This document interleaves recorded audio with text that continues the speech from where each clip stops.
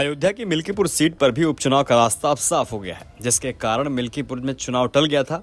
उस याचिका को वापस लेने का ऐलान हो गया है। दरअसल बीजेपी के पूर्व विधायक बाबा गोरखनाथ ने अपनी याचिका वापस लेने का ऐलान किया है। उन्होंने 2 साल पहले सपा सांसद अवधेश प्रसाद के खिलाफ लखनऊ हाईकोर्ट में याचिका दाखिल की थी। ये 2022 के विधानसभा चुनाव में मिल्कीपुर के लिए दिए अवधेश प्रसाद के हल्फनामे को लेकर थी।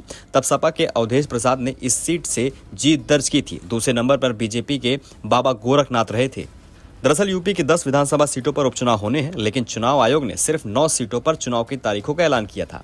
13 नवंबर को मतदान और 23 नवंबर को काउंटिंग होगी। अयोध्या की मिल्कीपुर विधानसभा सीट पर चुनाव की घोषणा नहीं की गई। मुख्य चुनाव आयुक्त राजीव कुमार ने कहा है कि लखनऊ हाईकोर्ट में दायर याचिका की वजह से अभी चुनाव नहीं होंगे। इसके बाद मंगलवार देर शाम बाबा गोरखनाथ ने अपनी वकील से याचिका वापस लेने की बात कही। मिल्कीपुर सीट पर चुनाव नहीं घोषित होने पर सपा प्रमुख अखिलेश यादव ने इशारों में बीजेपी और योगी सरकार पर तंज कसा।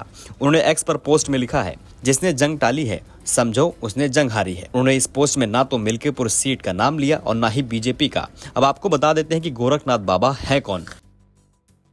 पूर्व विधायक गोरखनाथ बाबा बीजेपी के तेज तर्रार नेताओं में से एक हैं। गोरखनाथ बाबा ने 2017 में मिल्कीपुर से विधायक बने थे, लेकिन 2022 में विधानसभा चुनाव में उन्हें हार का सामना करना पड़ा था। सपा कैंडिडेट अवधेश प्रसाद ने करीब 13,000 से ज्यादा वोटों के अंतर से जीत दर्ज की थी। गोरखपुर के जन्मे गोरखनाथ बाबा इस उपचुनाव में भी बीजेपी के प्रबल दावेदारों में से एक हैं।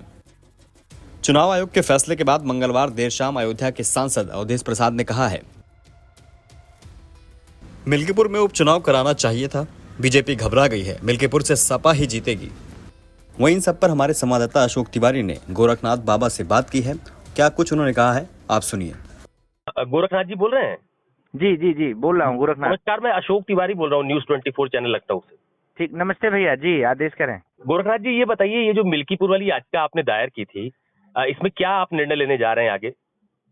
जी, 22 के चुनाव के बाद मुझे बात संज्ञान में आई थी कि माननीय अवधेश प्रसाद जी ने जो कागज लगाया था चुनाव नामांकन के समय, वो उस पे जो नोटरी उन्होंने कराई थी वो बोकस थी, क्योंकि जिससे उन्होंने नोटरी कराई थी उसका लाइसेंस 6 साल पहले समाप्त हो गया था। तो मैंने ये बात उनके शपथ लेने के पहले मैं स्टे के लिए भी गया था कि वो गलत है। तो कोर्ट ने स्टे तो नहीं दिया था, पर ये माना था कि हाँ गलत है, उस पर नोटिस की थी सबको जी।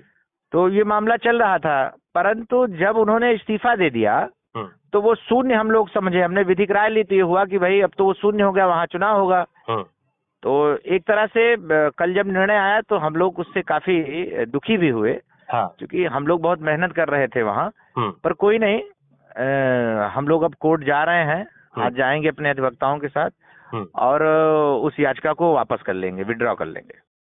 लोकसभा चुनाव में सपा ने अयोध्या में बीजेपी को करारी मात दी थी। अवधेश प्रसाद ने 54,000 वोटों से बीजेपी उम्मीदवार और सांसद लल्लू सिंह को हराया था। अयोध्या जैसी धार्मिक सीट पर हार से बीजेपी को गहरा धक्का लगा था, क्योंकि लोकसभा चुनाव से पहले ही पीएम मोदी ने राम मंदिर का उद्घाटन किया था।